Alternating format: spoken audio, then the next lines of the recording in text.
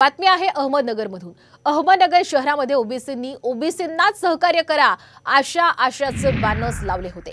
ते बॅनर्स तक्रारीनंतर हटवण्यात आलेले आहेत। बॅनर्सवर मफलर परिधान केलेल्या प्रतिकात्मक नेत्याचा फोटो सुद्धा लावण्यात आला होता। आचारसंहिता भंग होत असल्याचं म्हणत प्रशासनाने बॅनर्स आता हटवले। दरम्यान याबाबत आज ओबीसी बहुजन पार्टीचे उमेदवार दिलीप खेडकर हे पत्रकार परिषद सुद्धा घेत आहेत।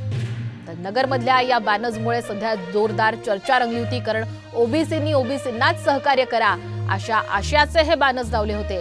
मात्र हे बॅनर्स आता तक्रारीनंतर हटवण्यात आलेले आहेत। बॅनर्सवर मफलर परिधान केलेल्या प्रतिकात्मक नेत्याचा सुद्धा फोटो लावण्यात आला होता। त्यामुळे आचारसंहितेचा भंग होत असल्याचं म्हणत आता प्रशासनाने हे बॅनर्स हटवलेत आणि आता याच संदर्भामध्ये ओबीसी बहुजन पार्टीचे उमेदवार दिलीप खेडकर हे पत्रकार परिषद घेणार आहेत। आता या पत्रकार परिषदेतनं नेमकं ते काय आपलं म्हणणं मांडतात याकडे लक्ष असेल।